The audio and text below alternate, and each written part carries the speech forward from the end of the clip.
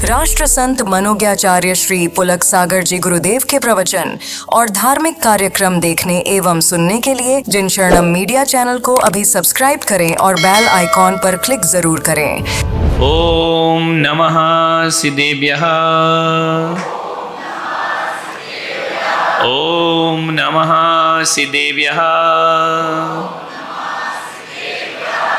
ओम नमः सिद्धेभ्यः। यदर्चा भावेन प्रमुदितमना दर्दुर्यः क्षणादासीत् स्वर्गी गुणगण समृद्ध सुखनिधि लवन्ते सद्भक्ता शिव सुख समाजम किम तदा महावीर स्वामी नयन पथगामी भवतु मे। महावीर स्वामी नयन पथगामी भवतु मे। महावीर स्वामी नयन पथगामी भवतु मे। प्रथम तीर्थंकर शबदेव भगवान की, भगवान महावीर स्वामी की, परम पूज्य गुरुदेव आचार्य श्री पुष्पदंत सागर जी महाराज की, अहिंसा परमो धर्म की।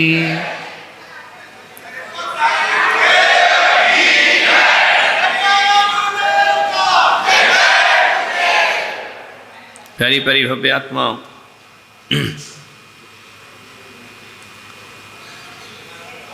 कितना भी जीवन में धन जोड़ लो, रुपया जोड़ लो, पैसा जोड़ लो, मकान सुंदर बना लो, महंगे महंगे फर्नीचर लगा लो, विदेशी सामान लगा लो, चाइना से बड़ी बड़ी टाइल ला के लगा लो, ध्यान रखना टाइल कितनी भी बदल लो, जिंदगी सुखी होने वाली नहीं है। तो भीलोड़ा वालों, टाइल बदलने से जीवन नहीं बदलता है, स्टाइल बदलने से जीवन बदल जाया करता है। अपने जीवन की स्टाइल बदलो, जीवन जीने का तरीका बदलो। जिंदगी कैसे जीना है इसे सीखो, वरना बहुत से लोग आते हैं, जीते हैं, खाते हैं, पीते हैं, दुनिया से विदा हो जाते। कुछ जीवन का उद्देश्य होना चाहिए, कुछ काम करके जाना। दुनिया में आने वाले जाते हैं रोज लाखों बेकार खाने वाले। घर है, छोटा सा परिवार है। एक व्यक्ति आया, बोले महाराज सप्ताह में 7 दिन होते हैं, सबसे अच्छा वार कौन सा होता है? कल भी आए यहाँ की मुहूर्त बता दो, ये हो रहा है, सोमवार अच्छा, मंगलवार अच्छा, बुधवार अच्छा। एक कैलेंडर में जाके देखना, उसमें 7 वार होते हैं। कौन कौन से होते हैं? रविवार, सोमवार, मंगलवार, बुधवार, गुरुवार और फिर बुधवार, शुक्रवार, शनिवार। बोले कौन सा वार अच्छा होता है, कौन सा दिन अच्छा होता है? मैंने कहा मेरे लिए तो सारे वार अच्छे हैं। मैं संत हूं, मुझे सोमवार भी अच्छा लगता है, बुधवार भी अच्छा लगता है, मंगलवार भी अच्छा लगता है।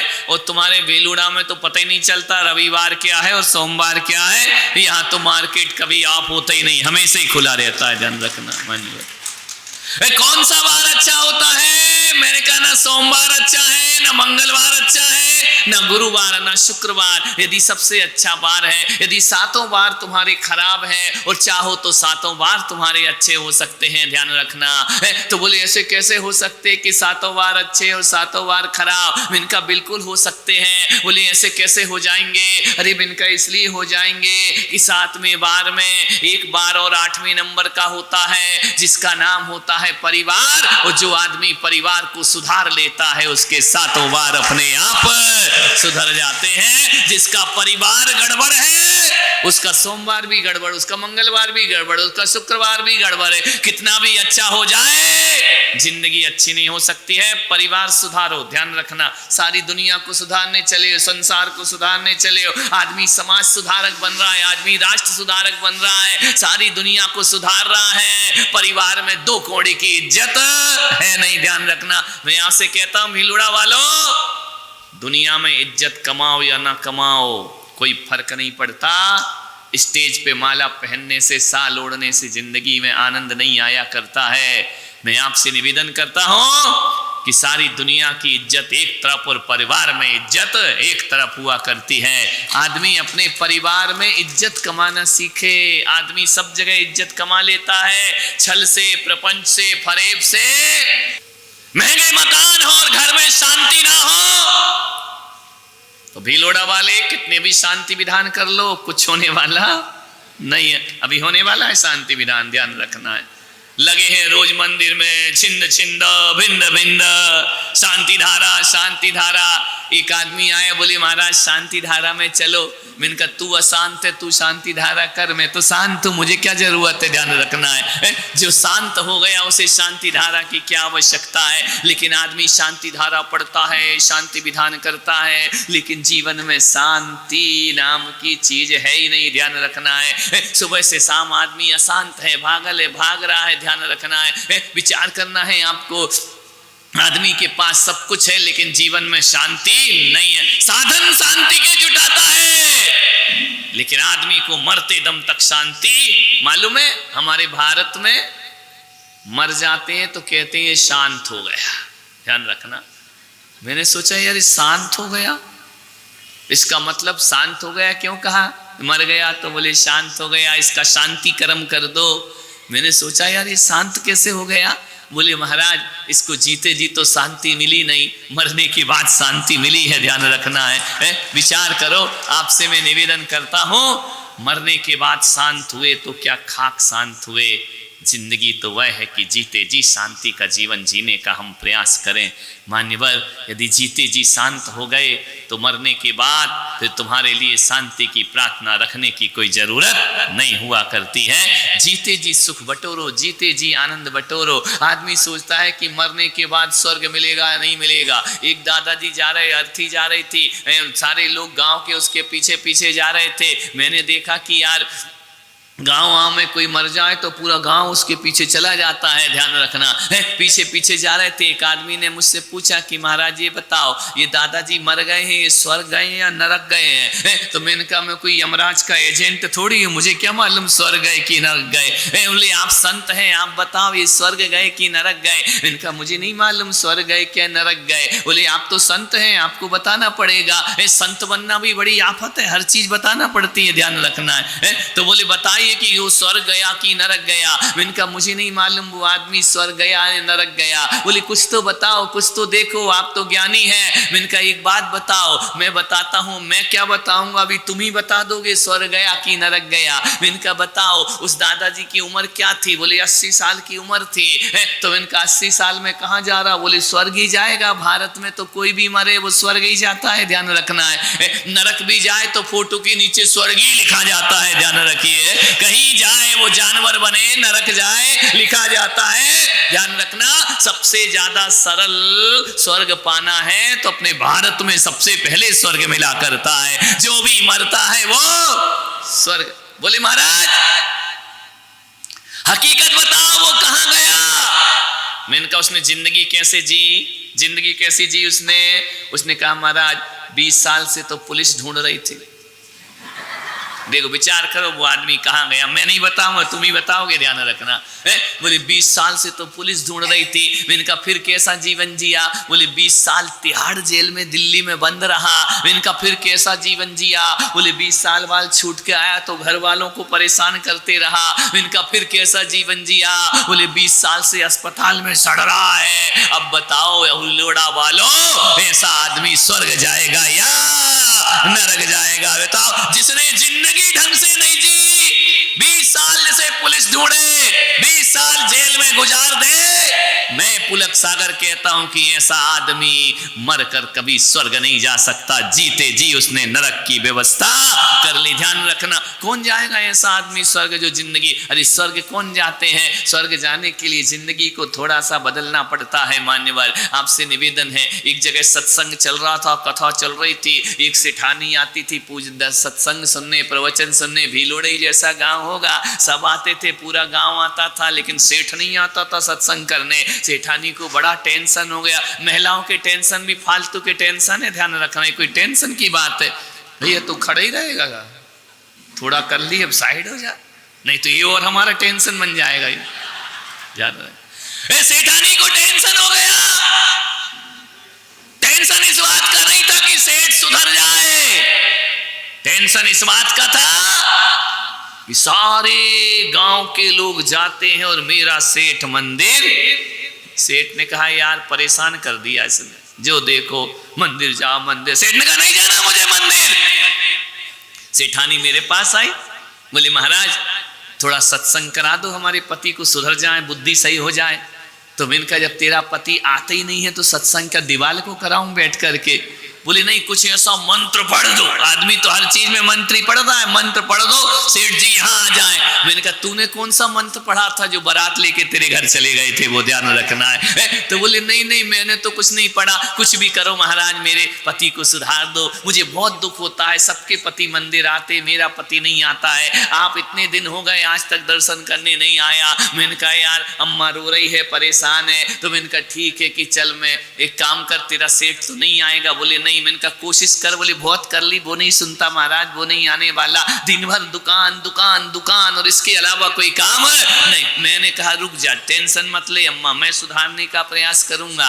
एक दिन मैं गया, मैंने कहा वो नहीं आ रहा तो चलो हम ही आ जाते तुम्हारे यहाँ। दुकान में बैठा था, किराने की दुकान होगी इसकी तरह, किराने की दुकान में बैठा, जैसे ही मैं पहुंचा, अरे बोले महाराज यहाँ कहाँ गए? अरे मैंने कहा रुक, सत्संग कर बैठ करके चुपचाप। बोले महाराज तुम दुकान में सत्संग करा रहे, मंडी में सत्संग करा रहे हो, तुम महाराज तुम्हारे हाथ जोड़ रहे, पैर पड़ रहा, तुम मंदिर में जाओ, मंदिर में जाओ। मैंने कहा तू प्रवचन कब सुनेगा ये बता?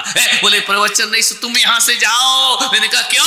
बोले जब तक तुम खड़े रहोगे मैं 10 के 20 नहीं कर सकता हूँ, मेरा धंधा चौपट हो जाएगा, इसलिए आपसे निवेदन है आप मंदिर में वापिस। मैंने कहा तू प्रवचन कब सुनेगा? बोले प्रवचन महाराज तुम कहाँ प्रवचन मेरे पीछे पड़ गए हो?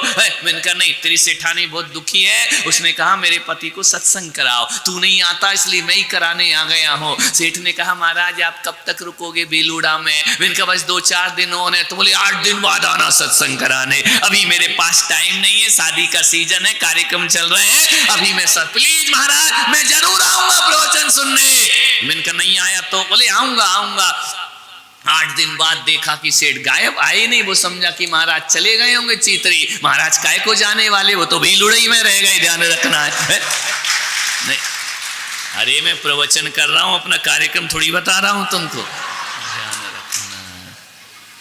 8 दिन बाद देखा सेठ नहीं आया, संत फिर चले गए। बोले सुन प्रवचन, अरे बोले महाराज नहीं गए क्या? बोले नहीं, अभी तुझे सुधारे बिना तुम्हें जाऊंगा। उसने सेठ ने कहा बड़ी आफत है, जब देखो तब टपक पड़ते, प्रवचन सुन प्रवचन सुन प्रवचन सुन। सेठ ने कहा, संत ने कहा बोल तुझे कब फुर्सत मिलेगी, कब प्रवचन करूं तेरे लिए, तेरे को सत्संग तो मैं करा के ही रहूंगा।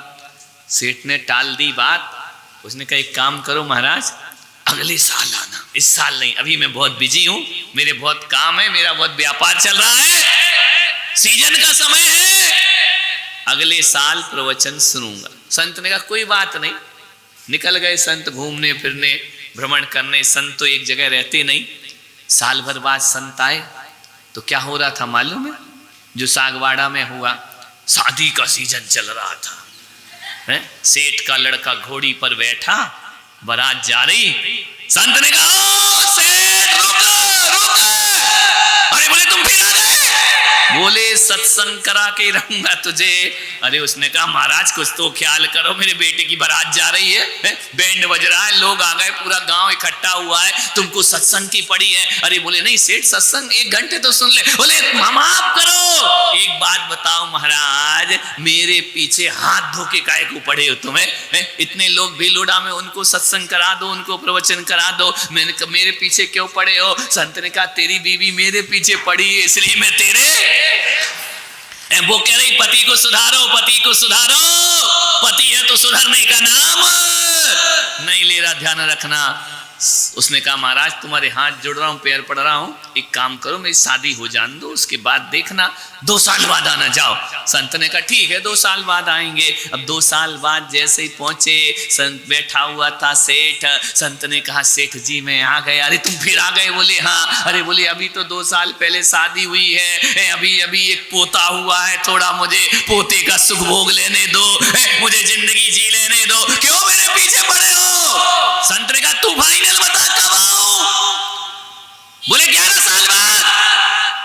संत ने कोई बात नहीं, 2015 में आए थे, अब फिर आ गए 11 साल बाद। जैसे ही पहुंचे बोले 11 साल बाद आना। 11 साल बाद संत आए तो क्या देखते हैं कि सेठ के घर की तरफ गए, पता चला कि सेठ आज दुकान नहीं गया, सेठ मंडी में नहीं गया, दुकान में नहीं गया। तो संत ने सोचा आज सेठ घर में मिलेगा। जैसे गए घर के दरवाजे पर देखे पूरा मोहल्ला इकट्ठा हुआ, सेठानी हाय तौबा छाती कूटा कर रही। पूछा भैया क्या हुआ, सेठ कहाँ है? बोले सेठ तो गए, 11 साल में निपट गई फाइल, चले गए वो तो। अरे संत ने कहा यार तुझे मुझे सत्संग कराना, प्रवचन सुनाना। बोले अब क्या खाक सुनाओगे, सुनने वाला? चला। संत ने कहा कितनी देर हुए मरे? बोले घंटा भर हुआ है। बोले कहाँ है? बोले शमशान ले जा रहे। संत भागा शमशान की तरफ, आगे आगे अर्थी, पीछे पीछे महाराज, भागे जा रहे भागे जा रहे। रुको रुको रुको। गांव वाले ने कहा ये संत पागल है यार, देखो मरने पे भी पीछे पड़ा हुआ है। जैसे ही शमशान घाट पहुंचे, मुर्दे को लिटाया गया, अर्थी पे रखने की तैयारी हो रही है। संत पहुंच गए धमाकेदार, उन्होंने कहा ठहर जाओ ठहर जाओ, गांव वाले अभी जलाना नहीं जलाना नहीं। बोले कि जलाना नहीं, ये मर गया, काहे के लिए आए तुम इसके पीछे, ये मुर्दा है। तो संत ने कहा अभी इसको जलाओ मत, 1 घंटे प्रवचन सुनाऊंगा, उसके बाद मैं यहां से जाऊंगा। अरे लोगों ने कहा महाराज ये मर गया। संत ने कहा मुझे भी दिख रहा है मर गया, लेकिन आज ये प्रवचन सुनेगा, आज सुनेगा। बोले क्यों? बोले जीते जी तो इसको शांति थी नहीं, मरने के बाद अब शांति से प्रवचन, अब भगेगा कहां, बैठा लेटा रहेगा। मैं 1 घंटा सुनाऊंगा, इसको जीते जी कभी फुर्सत नहीं मिली, आज फुर्सत में है और आज मैं पूरा प्रवचन इसे सुना के जाऊंगा। गांव के लोगों ने कहा महाराज तुम्हारा दिमाग खराब है, साधु हो क्या, पागल आगल हो? बोले क्यों? बोले मुर्दा कभी सत्संग करता है। संत ने कहा अरे पागल मैं नहीं, पागल तुम लोग हो, मैं मुर्दे के बहाने तुम जिंदों को सत्संग कराने आया हूं, ध्यान रखना है। क्योंकि तुम भी यही कहते हो कि अभी हमारे पास फुर्सत नहीं, फुर्सत में तो तभी हो जब लेट जाओगे, ध्यान रखना है। एक आदमी बोला कि शांति कब मिलेगी? मैंने कहा जब तुम अर्थी पे लेटोगे तब शांति मिलेगी, जीते जी तो आदमी को शांति मिलती नहीं। ध्यान रखना, आपसे निवेदन है मरने के बाद शांत होना, ये शांति नहीं, ये मुर्दे की मजबूरी है, क्योंकि वो बोल नहीं सकता है, ध्यान रखना है। लेकिन मैं आपसे कहता हूं कि मरने के बाद शांत मत हो, जीते जी जिंदगी को शांत बनाने का प्रयास करिए, ध्यान रखना है। घर को नरक मत बनाओ। लोग मंदिरों में शांति ढूंढते हैं, देश ने इतनी तरक्की कर ली, ऐसे पागल हो गए लोग। कोई चंद्रमा पे कॉलोनी बनाने की सोच रहा है, चंद्रमा पे रहेंगे, वहीं अमेरिका कह रहा मैं चंद्रमा पे रहूंगा। अरे नादान, चंद्रमा पे रहने से शांति नहीं मिलती, घर में ढंग से रह ले। ध्यान रखना, किसी चंद्रमा में जाने की जरूरत नहीं। नादान है लोग जो मंगल ग्रह में जाके जीवन ढूंढ रहे हैं, मंगल ग्रह में जाके लोग जीवन ढूंढ रहे हैं। एक वो है जो मंगल में जीवन ढूंढ रहे हैं, और एक मैं पुलक सागर हूं जो जीवन में मंगल की तलाश कर रहा हूं, ध्यान रखना। मान्यवर मंगल में जीवन नहीं होता, जीवन में मंगल खोजने की तैयारियां। मंगल करो जीवन, आनंदित रहो जीवन, प्रसन्न चित्त रहो जीवन में, अपनी शांति की व्यवस्था खुद करके जाओ। सब कुछ हो, जीवन में शांति ना हो तो अपना घर भी अपने काटने को दौड़ता है। ध्यान रखना, किसके लिए भाग रही है दुनिया?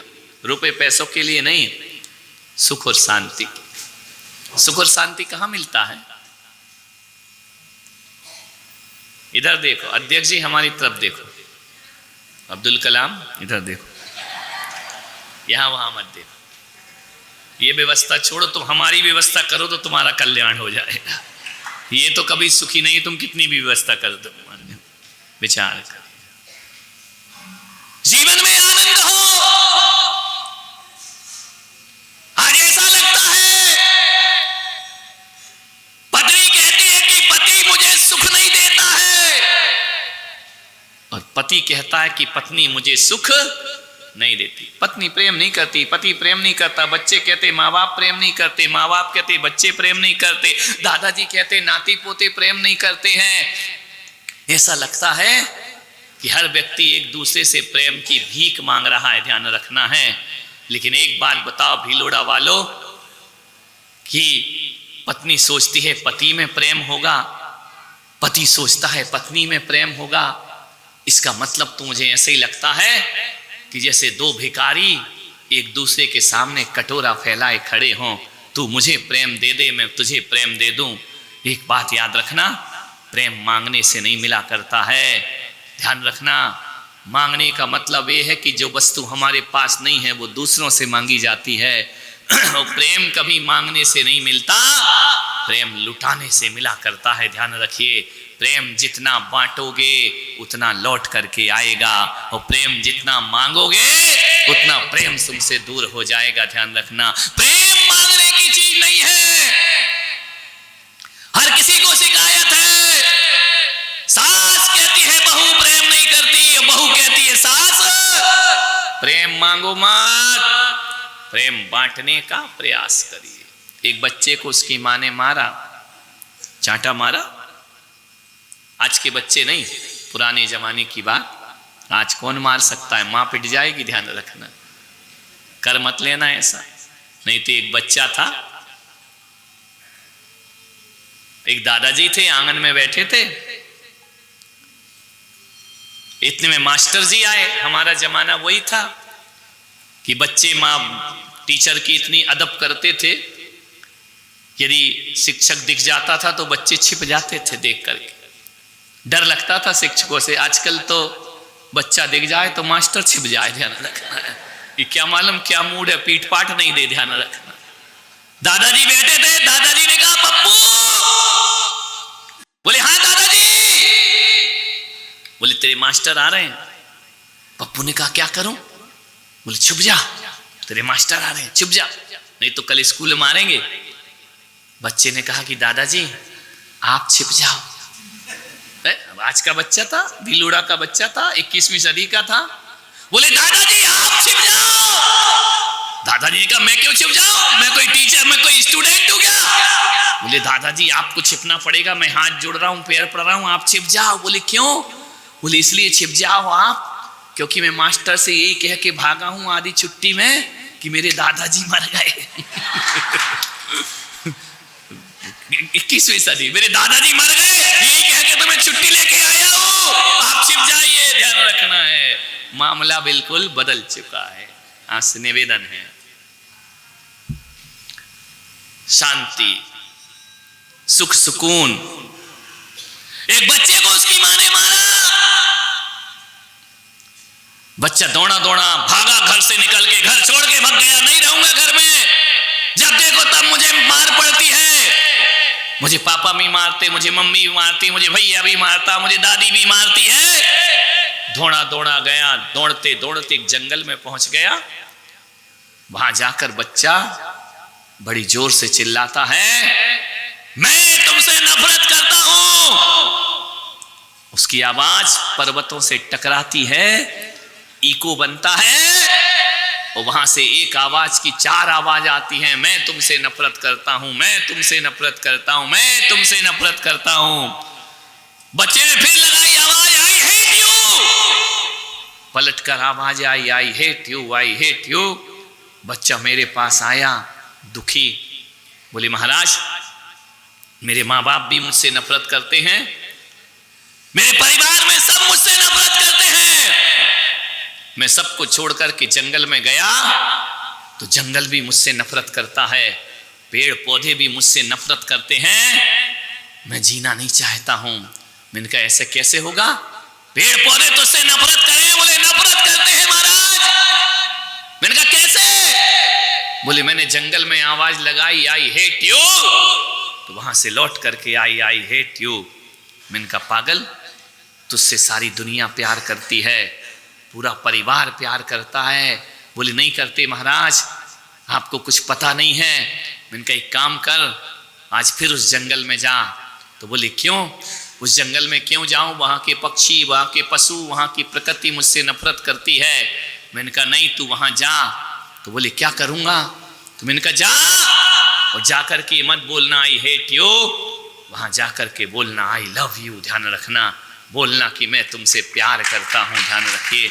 बच्चा नादान था, दौड़ा दौड़ा गया जंगल में, जाके उसने जोर से आवाज लगाई कि मैं तुमसे प्यार करता हूं। वहां से लौटकर आवाज आई, मैं तुमसे प्यार करता हूं, मैं तुमसे प्यार करता हूं, आई लव यू।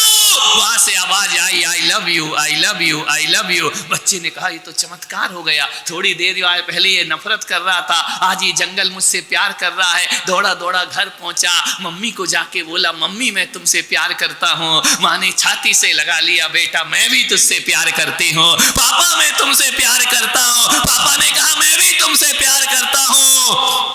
बच्चे ने कहा कि थोड़ी देर पहले तो नजारा कुछ और था। बच्चा मेरे पास आया, बोले महाराज ये जिंदगी आपने जीने लायक बना दी, मैं जिससे भी कहता हूं आई लव यू पलट के आता है आई लव यू।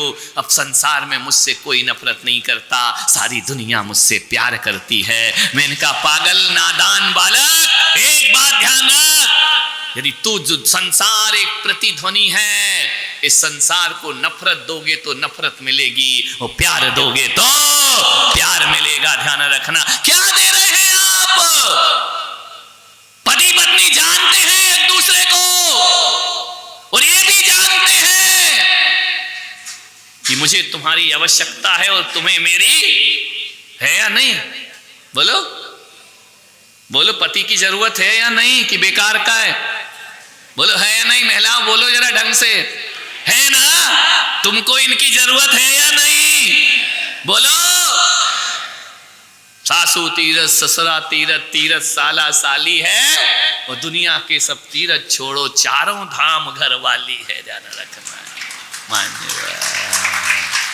विचार करिए, जानते हो ना, और ये भी महसूस करते हो कि तुम्हारे बिन मैं अधूरा हूं और मेरे बिन, तो फिर टकरार किस लिए होती, लड़ाई किस लिए होती, झगड़े किस लिए होते? विचार करिए, शादी होती है ना तो लड़के के साथ साथ उसका परिवार भी देखा जाता है, लेकिन आदमी ना जाने क्या करता है, परिवार अच्छा देखता है लेकिन जाके शादी करके परिवार को बर्बाद कर दिया जाता है। आपसे निवेदन है, सब जानते हैं एक दूसरे की जरूरत है, मनुष्य सामाजिक प्राणी है, अकेला जीवन नहीं जी सकता है, ध्यान रखना। लेकिन आपसे निवेदन है कि कम से कम जब तुम जानते हो तो तकलीफ कहां होती है?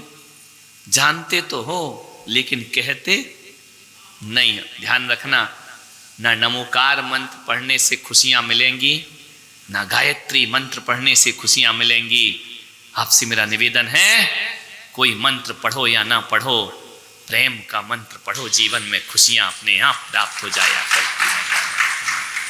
नमोकार महामंत्र है, गायत्री महामंत्र है, लेकिन इन महामंत्रों में भी सबसे बड़ा कोई महामंत्र है तो प्रेम जीवन का। प्रेम ना हुआ तो मंत्र जीवन में कुछ भी कल्याण करने वाले नहीं। प्रेम जीवन में होना चाहिए। ध्यान, जाघर प्रेम न संचरे, ताघर जान मसान। ध्यान शमशान की तरह वह घर है जिस घर में दो भाई आपस में नहीं बोलते हैं, जिस समाज में झगड़े हो, जिस परिवार में बोलचाल ना हो, वो घर घर नहीं, शमशान घाट हुआ करते हैं। जैसे शमशान में दो मुर्दे आपस में लेटे रहते हैं लेकिन बात नहीं किया करते हैं, ध्यान रखना है। देवरानी जेठानी से ना बोले, जेठानी देवरानी से ना बोले, सब एक दूसरे को बदलने में लगे हुए हैं। सास ने कसम खा रखी है, सास ने कसम खा रखी है, बहू को ना बदल दूं, बहू को ना बदल दूं, बहू को ना बदल दूं तो ललिता पवार मेरा नाम नहीं, ध्यान रखना है। विचार करिए। और बहू ने सोच रखा है मैं टस से मस होने वाली नहीं हूं, मैं भी बड़े घर की आई हूं, ध्यान रखना। अब बताओ, सास ने कसम खाई कि बहू को बदल के रहूंगी और बहू ने कसम खाई है कि मैं बदलने वाली, अब क्या होगा? बोलो, अब क्या होगा? बाप सोचता है बेटे को बदल दूंगा और बेटा सोचता कि मैं नहीं बदलूंगा, अब क्या होगा? बोलो, क्या होगा? अब बोलो, तुम लोग बोलो। देवरानी जेठानी सास बहू यदि कसम खा ली एक ने बदलूंगी और एक ने खाली नहीं बदलूंगी, क्या होगा? तुम्हारे घरों में महाभारत प्रस्तुत करता गोदरेज, ध्यान रखना। मान्यवर, एक ना एक को तो झुकना पड़े, एक ना एक को तो बदलना पड़े। तू भी रानी मैं भी रानी, कौन भरेगा पानी? ध्यान रखना, कौन भरेगा पानी? बताइए, तुम भी रानी बन जाओ वो भी रानी, तो पानी कौन भरेगा? है? विचार करना है आपको, एक को झुकना पड़ेगा। घर में लड़ाई हो विवाद होंगे, जहां चार बर्तन हो वहां खटपट तो होती है। तो मेरा गला काहे को फड़वा रहे तुम लोग? इतने होशियार है भीलोड़ा वाले, कितना भी चिल्लाओ महाराज, खटपट तो होती है और आगे भी, तो फिर मैं काहे को गला फाड़ रहा हूं? ध्यान रखना। अरे खटपट मत होने दो, और यदि खटपट हो जाए तो झटपट मिटाओ, नहीं तो जिंदगी बर्बाद। चार बर्तन, लड़ो मत, समर्पण में जियो, प्रेम में जियो।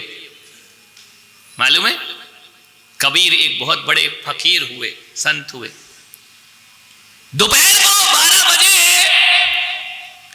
कबीर अपनी झोपड़ी के सामने रुई धुनक रहे थे, जुलाहे थे। रुई धुनकने का काम चलता था। आजकल तो कोई रुई धुनकता मिलता नहीं है, तुम ही धुनक रही एक दूसरे को। विचार करिए। एक जिज्ञासु गया कबीर दास के पास, कबीर जी, आपका झोपड़ा बरसों से मैं देख रहा हूं, दोनों पति पत्नी इसमें रहते हो, लेकिन तुम्हारे घर से कभी ऊंची आवाज हमने सुनी नहीं। तुम पति पत्नी आपस में झगड़ते नहीं हो? कबीर ने कहा कि लड़ने की क्या जरूरत है, हम सफर हैं, हम जीवन साथी हैं, हम झगड़ने की क्या जरूरत है? सागवाड़ा में था मैं, पति पत्नी में झगड़े हुए, मैंने कहा लड़ते काहे को हो पवन जी? तो बोले लड़ते हैं तो सुखी रहते हैं। परिभाषाएं देखो, लड़ते हैं तो, अरे मैंने कहा ये क्या बात है, आदमी लड़ने में सुखी कैसे रहेगा? मैंने पत्नी से पूछा क्या बात है, लड़ने में कोई सुखी रहता है? बोले इससे ही पूछ लो पति से, ये कह रहा लड़ते हैं तो सुखी रहते हैं। मैंने कहा क्यों रे भाई, कैसे सुखी रहते हो? बोले महाराज जिस दिन नहीं लड़ो उस दिन सुखी नहीं मिलता है। मैंने कहा क्यों? बोले जब हमने लड़ाई होती है और जब ये बेलन फेंक के मारती है तो निशाना लग जाए तो ये सुखी हो जाती है, और नहीं लगे तो मैं सुखी हो जाता हूं। हम लड़ते हैं तो आपस में सुखी रहते हैं। ये कोई सुख के तरीके हैं मान्यवर? ध्यान रखिए, आपसे मेरा निवेदन है। कबीर ने कहा जिज्ञासु, हम में कभी लड़ाई नहीं होती है। लड़ाई नहीं होती कैसे? पति पत्नी हो, भीलोड़ा में कोई है पति पत्नी जो आज तक नहीं लड़े हो? नहीं, हाथ उठाओ, हम तुम्हारे को दर्शन कर लें, अपना जीवन धन्य कर लें, चारों धाम की यात्रा कर लें। ऐसा कोई परिवार है जिसमें झगड़े नहीं हुए हो?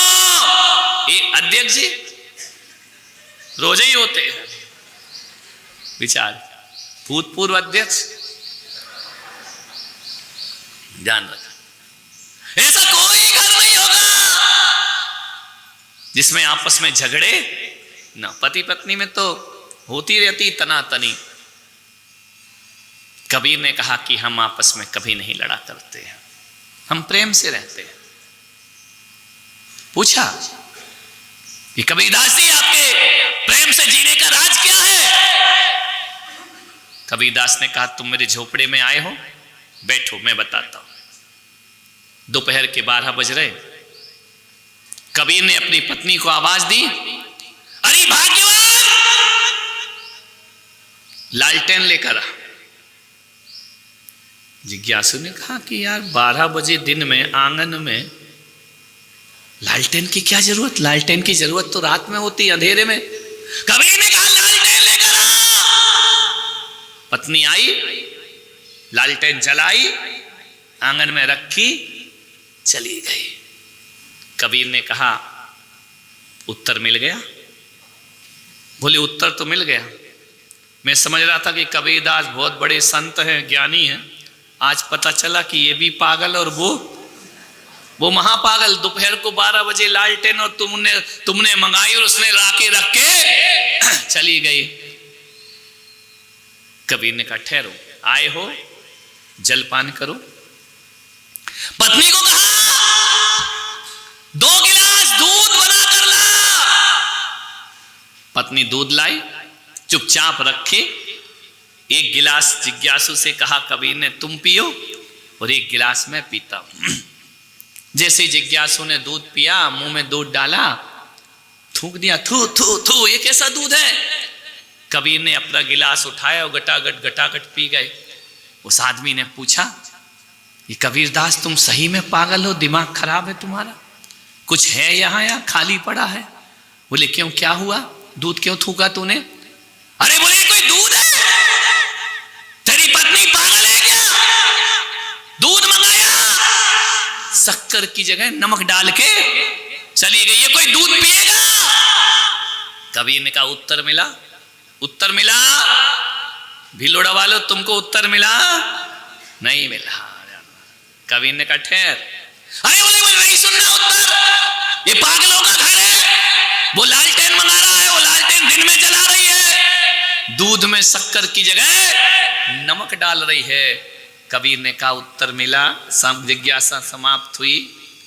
बोले कबीर मुझे उत्तर नहीं चाहिए, मैं चाह रहा हूं, मेरी गलती है जो मैं तुम्हारे पास आ गया हूं। कबीर ने कहा उत्तर सुन के जा। देख, दोपहर को 12 बजे मैंने पत्नी से लालटेन मंगाई, उसने मुझसे कोई तर्क नहीं किया। उसने नहीं बोला कि दिन में लाइट की क्या जरूरत है, 12 बजे प्रकाश की क्या जरूरत है, लालटेन की क्या जरूरत है। मैंने मंगाई, उसने चुपचाप लालटेन ला के रख दी। कबीर ने कहा कि सुन, जब मैंने दूध मंगाया चुपचाप दूध के गिलास ला के रख गई। मुझे मालूम है कि आज गलती से उसने शक्कर की जगह नमक डाल दिया, तूने दूध पिया नहीं, मैं पी गया। तो बोले पागलपन नहीं है? बोले पागलपन नहीं, जब मैंने लालटेन मंगाई तो उसने कोई प्रश्न नहीं किया, और आज भूल से शक्कर की जगह नमक डाल गई तो मैंने भी कोई प्रश्न नहीं किया, चुपचाप दूध को पी लिया। ध्यान रखना। बोले इसका क्या मतलब है? कबीरदास ने कहा कि जिज्ञासु, हम पति पत्नी के बीच समर्पण है लेकिन तर्क नहीं है। ध्यान रखना, जब मैंने उसने कोई प्रश्न नहीं किया तो फिर पति को भी कोई प्रश्न नहीं करना चाहिए।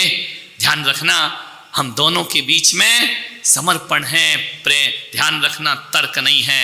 ओ भाई, मैं भीलूड़ा वालों से कहता हूं कि ध्यान रखना, अपने परिवार में, अपने फैमिली में, अपने दोस्तों के बीच, पति पत्नी के बीच समर्पण का संबंध होना चाहिए, तर्क का संबंध नहीं होना चाहिए, ध्यान रखना।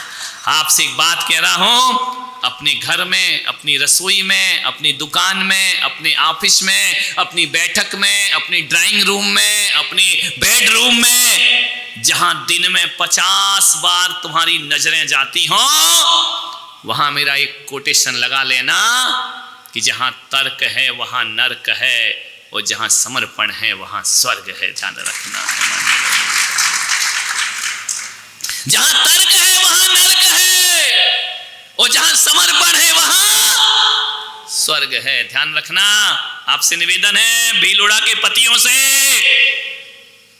ये पत्नी 10 बार गलती करती है, 10 बार गाली खाती, ध्यान रख। दिन भर में बड़बड़ इनका चालू रहता है, थोड़ी सी गलती करो, यदि तुम ऐसा मत कर देना, नमक ला के मत रख देना, नहीं तो लेने के देने पड़ जाएंगे, वो गिलास फेंक जाएगा तुम्हारे ऊपर, ध्यान रखना।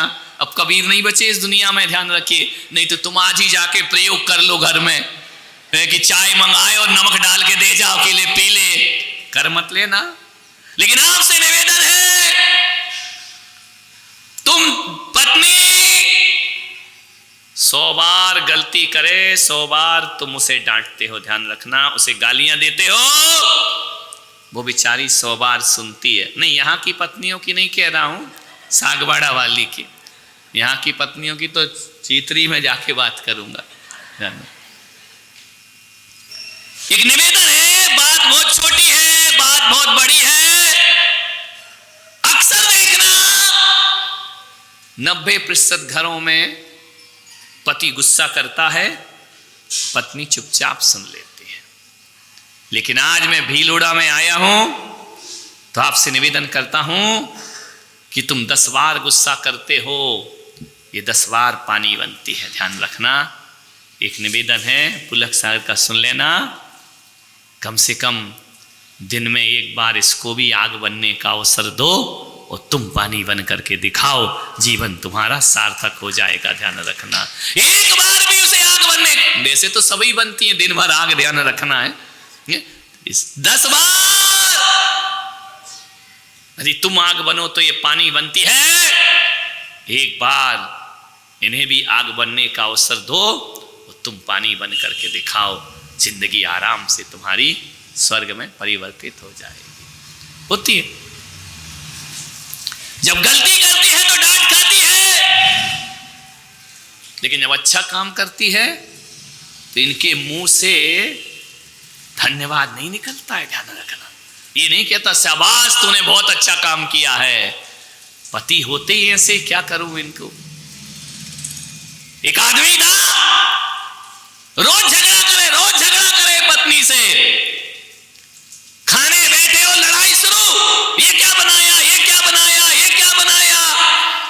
पत्नी ने कहा यार आज इसके मन का ही बना देती हूं। पूछा बोल क्या खाएगा, बोले ऐसा खाऊंगा, ये खाऊंगा, वो खाऊंगा। पत्नी ने कहा आज पूरा इसके मन का बनाऊंगी, चाहे कुछ भी हो जाए। साल भर से भोजन में गुस्सा करते रहता है। एक दिन पत्नी ने पूरा खाना उसके मन का बनाया, खाने के बाद पति फिर चिल्लाया, अरे बोले बेवकूफ अब क्यों चिल्ला रहा है, तेरे मन का ही तो बना है। ध्यान रखना, गुस्से की आदत है। पत्नी से बोला, पत्नी ने कहा आज तेरे मन का बनाया, तूने जो कहा वैसे ही बनाया, अब गुस्सा क्यों कर रहा है। अब पति की तो गुस्सा करने की आदत थी, बोले इतना भी अच्छा बनाने की क्या जरूरत है, आदमी को तो लड़ना ही भुनभुनाना ही है, ध्यान रखना है। पत्नी सोचती यार अच्छा करो तो बकता है, बुरा करो तो बकता है, फिर सोचती जा भाड़ में तुझे जैसा लगे। बस ध्यान रखना है, गलती पे डांटो लेकिन अच्छाई पर धन्यवाद भी दीजिए। बेटा गलती करे आप डांटने का हक रखते हैं, लेकिन कभी अच्छा काम करे तो बेटे की पीठ भी थपथपाया करो।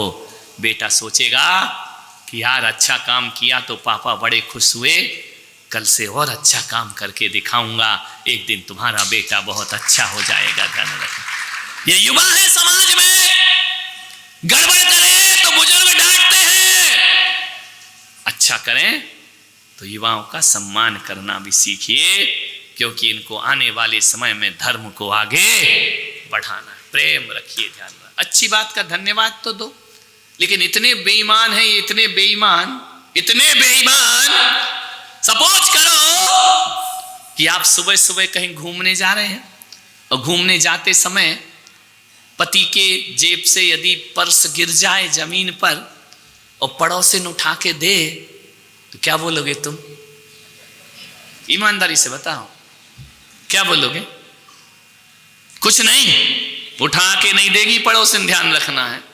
क्या बोलोगे? मैनर्स क्या बोलता है? ओ मैडम थैंक यू, धन्यवाद, आपने मेरा पर्स उठा करके दिया। कितने अच्छा बोलते, मुंह से फूल झरते तुम्हारे, ध्यान रखना। मैडम धन्यवाद, थैंक यू। और यदि सोचो उल्टा कर दो, यदि यही पर्स गिरे और पत्नी उठा के दे, फिर तुम्हारे मुंह से क्या निकलेगा? धन्यवाद निकलेगा तुम्हारे मुंह से? बिल्कुल नहीं।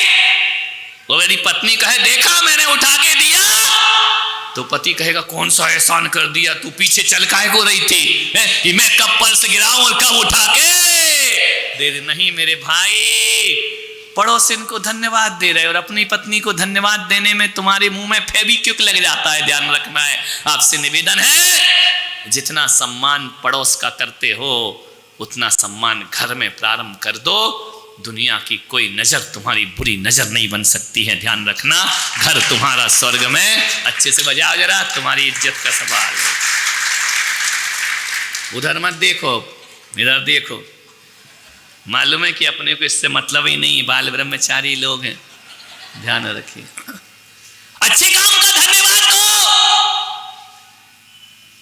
विदेशों से कपड़े पहनना सीख लिया, विदेशों से मकान बनाना सीख लिया, विदेशियों से तुमने हर चीज सीखी, लेकिन एक अच्छी बात नहीं सीखी कि अमेरिका में, विदेशों में, पाश्चात्य देशों में बात बात पे आदमी सॉरी बोला करता है, ध्यान रखना। और अपने भारत में सॉरी बुलवाने में समाज को पंचायत बिठाना पड़ती है, ध्यान रखना। बड़ा जोर लगाना पड़ता है सॉरी बुलवाने में, माफी मांगने में बड़ी तकलीफ आती है, पसीना निकल जाता है माफी मंगवाने में। बच्चे को बोलो कि बोल सॉरी, बोले नहीं बोलूंगा। देवरानी को बोलो बोल सॉरी, नहीं बोलूंगी, मेरी क्या गलती है। अरे ये मत सीख मेरे भाई। विदेशों में हर चीज में दो चीजें बहुत अच्छी हैं कि हर बात में थैंक्स बोला जाता है और गलती हो जाए तो सॉरी बोला जाता है। विदेशों में थोड़ा सा धक्का भी लग जाए तो सॉरी बोल दिया जाता है, और हमारे यहाँ धक्का लग जाए तो गाली पड़ती है, दिखता नहीं, अंधे आंख फूटी धृतराष्ट्र की औलाद, देख करके नहीं चलता है, ध्यान रखना है। मान्यवर, आपसे निवेदन है, एक सेठ था, एक दिन सो रहा था, रात को 12 बजे सेठ के सपने में लक्ष्मी आ गई। अब सेठों को तो लक्ष्मी के अलावा कुछ थोड़ी दिखता है, सरस्वती तो दिखती नहीं है, ध्यान रखना। दो ही चीज दिखती है सेठ को, सपने में लक्ष्मी और जागो तो दुर्गा, ध्यान रखना है। दो ही दिखती है और कुछ नहीं दिखा करता है। लक्ष्मी 12 बजे आई, सेठ से कहा सेठ जी 10:05 हो गए हैं, विगत 20 साल से तुम्हारे साथ हूं, अब मेरा मन है कि मैं तुम्हें छोड़कर जाना चाहती हूं। सेठ ने कहा दिमाग खराब हो गया, तू मुझे छोड़ के जाएगी? लक्ष्मी ने कहा देखो मैं स्थायी नहीं हूं, आती हूं और मैं किसी के घर में ज्यादा देर नहीं रहती, ज्यादा नहीं, मेरा स्वभाव ऐसा है, आज इधर तो कल। लक्ष्मी चंचल होती है, स्थायी नहीं होती है। कभी देखना, एक होती सरस्वती और एक होती लक्ष्मी।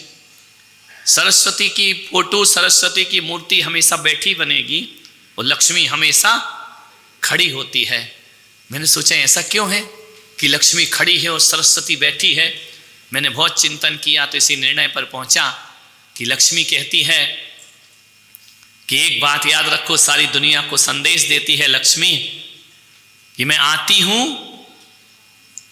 बैठने का मेरे पास टाइम नहीं है, आती हूं और निकल के पड़ोस में चली जाती हूं। सरस्वती कहती है एक तो मैं आती नहीं हूं, एक तो मैं आती नहीं हूं, और आ गई तो कभी छोड़ के जाती नहीं। सरस्वती कभी नहीं छोड़ा करती है, वो बैठी हुई है मान्यवर, वो कभी छोड़ के नहीं जाती है। लक्ष्मी के पास बैठने का समय नहीं है। इसलिए आपने कभी विचार किया है कि बड़े बड़े लाखपति को हमने खाकपति होते देखा है, लेकिन किसी विद्वान को मूर्ख होते हुए हमने कभी नहीं देखा है। सरस्वती आएगी नहीं आएगी तो फिर छोड़कर कभी जाएगी। लक्ष्मी ने कहा कि सेठ, मैं तेरे घर को छोड़ के जाना चाहती हूं, तेरा समय हो गया।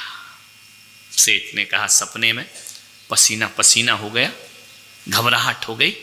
बोली, लक्ष्मी, तेरे लिए मैंने सारी दुनिया से रिश्ते तोड़े, तेरे लिए मैंने दोस्त कम कर दिए, तेरे लिए रिश्तेदार कम कर दिए, और तू मुझे छोड़ के जा रही है। तेरे लिए मैंने सबसे बोलना छोड़ दिया, तू मुझे छोड़कर जाएगी, मेरा क्या होगा? लक्ष्मण का सेठ, देखो मेरा टाइम तो हो गया, मैं रुक नहीं सकती हूं, मेरा समय हो गया, 25 साल से तेरे साथ हूं, अब मैं पड़ोस में जाना। सेठ ने कहा, तेरा सत्यानाश, एक तो जा रही है और दूसरा पढ़ो, थोड़ा सागवाड़ा चली जा, बाजू में मेरी छाती पर दाल डलेगी क्या? उसने कहा, नहीं, मैं पड़ोस में जाना चाहती। बहुत रोया सेठ। सपने में सेठ ने कहा, लक्ष्मी, एक आध मकान कम कर ले, तू मुझे छोड़ के मत जा। अरे एक तो खेती बाड़ी कम कर ले, तू मुझे छोड़ के मत जा, और 2-4 रिश्तेदार कम कर दे, लेकिन तू मुझे छोड़ के। लक्ष्मी ने कहा, सेठ मैं जाऊंगी, मेरा टाइम हो गया। सेठ बहुत रोया, लक्ष्मी के चरण पकड़ लिए। बाणिया था, बाप बड़ा ना भैया सबसे बड़ा। बोले, रिश्तेदार कम कर ले, 2-4 उठा ले, ससुराल वाले सब, लेकिन तू मुझे छोड़कर। लक्ष्मी ने कहा, सेठ इतना रो रहा है। अब नारी थी, लक्ष्मी तो नारी है, दया आ गई। बोले, सेठ एक काम कर। बोले, क्या? मैं तुझे 24 घंटे का समय देती हूं, मैं तुझे एक वरदान दूंगी, लेकिन एक बात याद रखना, वरदान एक ही मिलेगा, 2 नहीं। सेठ ने कहा, देगी वरदान जाते जाते? बोले, हां। तो सेठ भी वाणिया सेठ था, बोले, एक में ही बारे न्यारे हो जाएंगे, लेकिन लक्ष्मी 24 घंटे का समय दे दे। लक्ष्मी ने कहा, मांग वरदान। बोले, नहीं, 24 घंटे, क्योंकि सेठ कभी बिना मीटिंग के कुछ करता। अपनी जैन समाज ऐसे ही है, ध्यान रखना। मैं कोई ऐसे ही थोड़ी आया हूं, कई बार मीटिंग हुई, लाना है नहीं लाना है, चौका कौन लगाएगा, महाराज कौन रखेगा, खर्चा कौन उठाएगा, महंगे महाराज हैं, पैसे कहां से लाएंगे। वाणी है, बिना इसके तो कुछ काम करते ही नहीं जिंदगी में, ध्यान रखना है। मान्य, बिना सोच विचार के थोड़ी होता है। कई हां बोलेंगे, कई ना बोलेंगे, तब महाराज आते हैं, ध्यान रखना है। एक बानिए पर शिवजी एक दिन प्रसन्न हो गए। वैसे होते नहीं है, इन पे कौन प्रसन्न होगा, ध्यान रखना, लेकिन हो गए, प्रसन्न तो हो गए। शिव मंदिर में गया, शिवजी प्रसन्न हो गए। बोले, मांग, क्या मांगता है? बढ़िया तो घबरा गया कि यार शिवजी प्रसन्न हो गए, मांग, क्या वरदान चाहिए? उसने कहा, पक्का बताओ तुम कौन हो? अरे शिवजी ने कहा, बढ़िया, अपने जैसा बेईमान समझ रखा है क्या? मैं भगवान हूं, शिवजी हूं, मैं प्रकट हुआ हूं, तुझ पे प्रसन्न हूं, मांग, क्या वरदान चाहिए? वहां पर एक पुजारी खड़ा था, उसने कहा, शिवजी रुको, इसको वरदान दे रहे, इसको, झूठे को, बेईमान को, मैं रोज तुम्हारी पूजा करता हूं, वरदान मुझे मिलना चाहिए। शिवजी ने कहा, पुजारी आज तू हट, आज वरदान इसको ही मिलेगा, ध्यान रखना है। तो बोले, वरदान मांग ले। तो सेठ ने, चोर ने सोचा, यार वरदान सही में देंगे या नहीं देंगे, क्योंकि बेईमान तो था, जो खुद ही बेईमान है दूसरों को ईमानदार कहां से समझेगा। उसने कहा, मांग वरदान।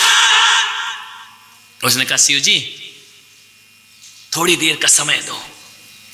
अरे बोले, वरदान मांग ले, मैं बार बार प्रकट नहीं होऊंगा। बोले, नहीं, 1 घंटे, 1 घंटे का समय दे दो, मैं थोड़ी घर में सलाह, वाणियां बिना सलाह के कुछ करता ही नहीं, ध्यान रखना, पहले सलाह ले लूं। दौड़ा, शिव जी ने कहा जा मैं तुझे 1 घंटे का समय देता हूं।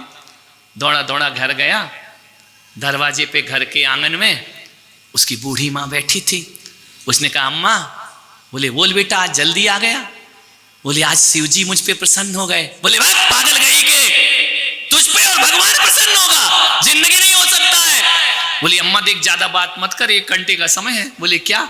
बोले शिव जी ने कहा वरदान। अरे बोले प्रसन्न होना अलग बात है, वो वरदान तुझे देंगे, तू कभी मंदिर नहीं जाता है। अब भोले बाबा हैं, बोले दे दिया, ओघड़ बाबा दे दिया तो दे दिया। पूछा क्या वरदान मांगू अम्मा? भगवान प्रकट हुए हैं। अम्मा ने कहा बेटा 60, 70, 80 साल की हो गई, मैं जन्म से अंधी हूं, मेरे मरने का समय है, मैं चाहती हूं कि मरने से पहले ये दुनिया देख लूं। सेठ ने कहा दिमाग खराब है तेरा पागल, 80 साल देखी नहीं, अब देख के करेगी क्या? अब तो तू चली जा चुपचाप, क्या करेगी देख के दुनिया? तो बोले मतलब क्या है? बोले अम्मा क्या, शिव जी बार बार प्रकट थोड़ी होंगे, पहली बार प्रकट हुए हैं और आखिरी बार। तो अम्मा ने कहा क्या मांगेगा? बोले आंख मांग छोड़, अब तो तू जा, क्या देखना है दुनिया को, बेकार है दुनिया। बुढ़िया समझ गई ये नहीं मानेगा। अंदर गया, पत्नी से बोला शिव जी प्रकट हुए, क्या वरदान मांगू? पत्नी ने कहा तेरे जैसे बेईमान पे कोई भगवान प्रसन्न होगा? अरे बोले हो गया तो हो गया, भोलेनाथ हो गए प्रकट। बोले क्या वरदान मांगू? पत्नी ने कहा देखो 15 साल शादी के हो गए, अभी तक अपने पास कुछ है नहीं, शिव जी से कहना एक बच्चा दे दो हमको। अरे बोले पागल बावली, कभी रोज रोज शिव जी प्रकट होंगे बच्चा मांगू? दिमाग खराब है तेरा, अनाथ आश्रम से गोद ले लेंगे, शिव जी को काहे को यूज कर रही है, पागल है क्या तू? तो पत्नी ने कहा क्या क्या पूछ रहा है? बोले नहीं बच्चा नहीं मांगूंगा मैं। पत्नी समझ गई, टका हरता टका करता, टका स्वर्ग प्रदाय मोक्ष प्रदाय कम। गया लौटा लौटा, शिव जी ने कहा क्यों रे बाणिए क्या चाहिए?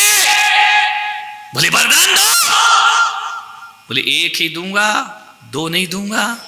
बढ़िया ने कहा 1 ही लूंगा, 2 नहीं लूंगा। बोले मांग वरदान। तो शिव जी दोगे बाबा 2 वरदान। तो वनिये ने कहा शिव जी 1 वरदान दे दो। बोले 1 ही दूंगा। बोले बस 1 ही वरदान देना कि मेरी मां अपने पोते को सोने की थाली में खाना खाते देखे। समझ गए कि नहीं समझे? कुछ लोगों को घर में जाके समझ में आएगा, ध्यान रखना। मेरी मां अपने पोते को सोने की थाली में भोजन करते, बताओ भगवान को भी लूट लिया वाणी ने, ध्यान रखना। 1 में ही निपटा दिया, 12 न्यारा हो गया, ध्यान रखना। इसलिए कभी देखना रे, सरकार भी दीवारों पे लिखवाती है, क्या लिखवाती है? देश के सच्चे नागरिक बनिए। देश के सच्चे नागरिक बनिए, यानी बनिए ही सच्चे नागरिक है, ध्यान रखना है।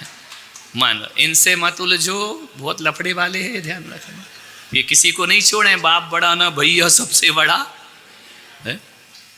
सेठ ने कहा कि लक्ष्मी 24 घंटे की मोहलत दे दे। लक्ष्मी ने कहा कोई बात नहीं, मुझे जाना तो है, पवन जी के यहाँ जाना है मुझे, लेकिन 24 घंटे का तुझे टाइम देती हूं।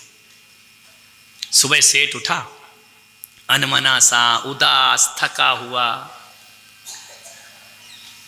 4 बहुएं सेठ की आई दौड़ी दौड़ी, पिताजी आज बड़े थके थके दिख रहे हो, बीपी बढ़ गया क्या? बोले सब बढ़ गया है, कोलेस्ट्रॉल बिल्कुल हाई हो रहा है, शुगर बिल्कुल हाई हो रही है, 800 से ऊपर जा रही है। क्या हो गया पिताजी? रात में तबीयत खराब थी क्या? बोले थी नहीं, अब हो गई। बोले क्यों? बोले बेटा अपने बुरे दिन शुरू हो गए, अच्छे दिन समझ गए क्या? अब अच्छे दिन चले और क्या दिक्कत है, विचार करना। 12 साल पहले अपन कह रहे थे अच्छे दिन आ गए, अभी माहौल बन रहा कि अच्छे दिन, इन अच्छे दिन से तो बुरे ही दिन अच्छे थे, ध्यान रखना है। मान्य बात। अपने बुरे दिन शुरू हो गए। बहू ने कहा क्या हुआ पिताजी? बोले आज रात लक्ष्मी सपने में आई और वो बोली कि मैं तुम्हें छोड़कर जा रही हूं। अरे बहू ने कहा पिताजी ऐसा मत करो, सारी दुनिया छोड़ दो लेकिन लक्ष्मी को नहीं, तो अपने को कोई राम राम नहीं करेगा, जय जय नहीं करेगा, कोई पूछेगा नहीं, तुम्हारी कोई इज्जत नहीं, जो भी इज्जत है वो काहे की है? पैसे की इज्जत है, कोई नहीं पूछेगा। सेठ ने कहा मैं भी बहुत दुखी हूं, लेकिन लक्ष्मी ने कहा है दया करके कि जाते जाते मैं 25 साल साथ रही हूं, एक वरदान तुझे दूंगी। बहू ने कहा कि क्या वरदान? बड़ी बहू से पूछा क्या वरदान मांगू? बड़ी बहू ने कहा एक काम करो, लक्ष्मी से कहना कि तुम्हें जाना है तो जाओ, भीलोड़ा की जितनी भी जमीन है वो हमारे नाम कर दो। सेठ ने कहा सही कहती है। दूसरी बहू से पूछा बोल क्या मांगू? बोले पिताजी भाभी के चक्कर में मत पड़ो, प्रजातंत्र है ये, राजतंत्र नहीं कि पूरी जमीन तुम्हें दे दे वो। तो क्या मांगू बेटा?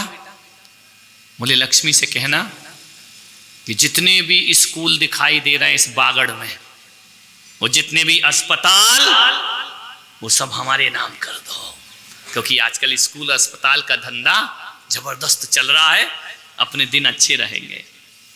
तीसरी बहू से पूछा क्या मांगू? तीसरी बहू ने कहा ना वो स्कूल देंगे ना अस्पताल देंगे, इतना कह दो कि अमेरिका का सारा सोना हमारे घर में भर दो, हम जिंदगी गुजार लेंगे, लक्ष्मी तुम्हें जाना है तो। सेठ ने कहा सही कह रही है। अब नंबर आया छोटी बहू का। छोटी बहू बड़ी होशियार होती है, ध्यान रखना। ये माँ बाप या तो बड़ी बहू के पास रहते बुढ़ापे में, या फिर, और सबसे ज्यादा प्रॉपर्टी किसको मिलती है? बोल दो बोल दो।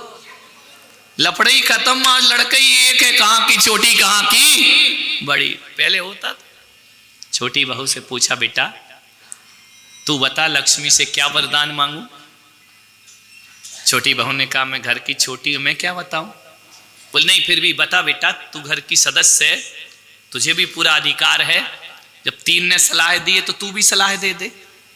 छोटी बहू ने कहा पिताजी मैं ज्यादा नहीं जानती हूं, मैं बस इतना कहना चाहती हूं कि लक्ष्मी से कहना तुझे कल की जाने वाली आज चली जा। जेठानी ने कहा ज्यादा बोल रही है क्या? आज चली जा, आज चली जा, 4 दिन की आई, बड़ी हुकूमत दिखा रही है। उसने कहा भाभी 2 मिनट सुनो तो। ससुर ने कहा बेटा सुनो क्या कह रही है, सलाह मांगना अपना काम है, और मानना नहीं मानना अपना काम, देना उसका काम। छोटी बहू ने कहा कि पिताजी लक्ष्मी से निवेदन करना कि तुझे जाना है तो जा, वो रुकेगी नहीं, लेकिन एक वरदान मांगना कि तेरे जाने के बाद हम चारों बहू बेटियों में प्रेम बना रहना चाहिए। ना अमेरिका का सोना चाहिए, ना भीलुड़ा की सारी जमीनें चाहिए, ना स्कूल अस्पताल चाहिए। बस पिताजी इतना कहना कि तेरे जाने के बाद गरीबी में भी हमारे परिवार में प्रेम बना रहना चाहिए। प्रेम होगा तो चटनी रोटी भी जीवन में आनंद प्रदान करेगी। सेठ ने कहा ठीक कहती है। दूसरी रात लक्ष्मी आई तो बोली सेठ मैं चलूं? सेठ ने कहा वरदान? अरे बोले वरदान मांग, एक दूंगी, एक से ज्यादा वरदान नहीं दूंगी। सेठ ने कहा एक ही चाहिए देवी। तो बोले मांगो सेठ क्या मांग रहे हो? तो बोले लक्ष्मी तुमको जाना है तो जाओ, चाहे तुम पवन जी के घर में जाओ, चाहे तुम खोरनिया के घर में जाओ, चाहे यहाँ के अध्यक्ष के घर में जाओ, हमको मतलब नहीं, तुमको जहां जाना वहां जाओ, लेकिन एक वरदान दे दो हमको। लक्ष्मी ने कहा क्या वरदान? सोच समझ के मांगना सेठ, बिल्कुल होश हवास में मांग रहा हूं, बस एक वरदान दे दे कि तेरे जाने के बाद इस घर में प्रेम जिंदा रहना चाहिए और हमें किसी चीज की जरूरत लक्ष्मी ने कहा सेठ एक बार और सोच ले, बहुत गलती कर रहा है। सेठ ने कहा मैंने सोच लिया है, गरीबी के दिन गुजार दूंगा, लेकिन प्रेम के बिना जिंदगी बेकार होती है। लक्ष्मी ने कहा सेठ सोच ले, सोच ले। बोले सोच लिया। बोले बदलेगा तो नहीं? बोले नहीं। पैसा चाहिए या प्रेम? उसने कहा प्रेम। तो मालूम है, लक्ष्मी ने कहा सेठ मैं तेरे घर को छोड़ के कभी नहीं जा सकती। सेठ ने कहा क्यों? तुमको तो पड़ोस में जाना था। बोले नहीं, जिस घर में प्रेम होता है वहां लक्ष्मी का निवास हुआ करता है। मैं सबके घरों को छोड़ सकती हूं सेठ, लेकिन तेरे घर को छोड़ के कभी। गुरुवो यत्र पूज्यन्ते वाणी यत्र सुसंस्कृता अदंतो कलहो यत्र तत्र शक्रवहाम्यहम्। लक्ष्मी ने कहा जिस घर में गुरुओं की पूजा होती है, जिस घर में वाणी में सभ्यता होती है और जिस घर में कलह नहीं होती है वहां लक्ष्मी का सदा निवास हुआ करता है। ध्यान रखना है, यदि कलह नहीं है तो लक्ष्मी तुम्हें कभी छोड़ करके जाने वाली। मान्यवर सेठ ने कहा कि मेरी सबसे होशियार बहू यदि कोई है तो छोटी बहू सबसे ज्यादा होशियार है। सेठ ने कहा कि देख, लक्ष्मी ने कहा मैं तुझे छोड़ के कभी नहीं जाऊंगी। सेठ ने कहा कि देख लक्ष्मी तू ही लक्ष्मी नहीं है, आज पता चला मेरी घर बहुत छोटी बहू भी किसी लक्ष्मी से कम नहीं हुआ करती है। ध्यान रखना, उसने ना दौलत की चाह ना रखी, ना शोहरत की चाह ना रखी। उसने केवल एक ही चीज मांगा कि हमारे घर में प्रेम बना रहे। आपसे निवेदन है, मंदिर जाओ, पूजा करो, पाठ करो, भक्ति करो, भगवान से कुछ मत मांगना। इतना मांगना कि हमारे घर के यदि 4 सदस्य हैं, 5 सदस्य हैं, हम गरीबी भी जी लेंगे, लेकिन प्रेम की जिंदगी परमात्मा हमें प्रदान कर। ध्यान रखना है, जिस घर में प्रेम है, ध्यान रखना, वहां 90 साल का बूढ़ा भी खाट पे पड़ा पड़ा कहता है भगवान थोड़ी जिंदगी और प्रदान कर दे। और जिस घर में प्रेम नहीं होता वहां 20 साल का जवान भी फांसी पर चलने को तैयार हो जाया करता है। ध्यान रखना है, आपसे निवेदन है, पदार्थ नहीं प्रेम की तलाश करो। मकान सुंदर बने या ना बने, अपने व्यवहार सुंदर बनाने का प्रयास करिए जिंदगी में। मान्यवर आज दूसरा तीसरा दिन है। पहले दिन कुछ और था, दूसरे दिन कुछ और हुआ, तीसरे दिन कुछ और हुआ, और अभी थोड़ा यहाँ पर विधान का कार्यक्रम भी है, धार्मिक आयोजन है, अनुष्ठान है। तो मैं इतना ही कहना चाहता हूँ कि कुछ नहीं होना चाहिए जीवन में। सबसे बड़ा कोई मंत्र है तो प्रेम जीवन का महामंत्र है मेरे भाई। प्रेम की माला जपो, प्रेम से बोलो, प्रेम से जियो, प्रेम से खाओ, प्रेम से सो, प्रेम ही ओढ़ो, प्रेम ही बिछाओ, क्योंकि प्रेम से बड़ा दुनिया में कुछ भी नहीं हुआ करता है। लड़ाई झगड़ों बंद करो। लोग कहते हमारे घर का वास्तु कैसा है, ज्योतिष कैसा है, हमारे ग्रह कैसे हैं। मैं कहता हूं कि जिस घर में प्रेम होता है वहां कोई वास्तु दोष नहीं हुआ करता है। इसलिए मैंने कहा कि 7 बार में 7 बार खराब भी हैं और अच्छे हैं। जो अपने 8वें परिवार को सुधार लेता है उसके 7 बार मंगल हो जाया करते हैं। ध्यान रखना। आप सबने सुना, अनुग्रहित हूं।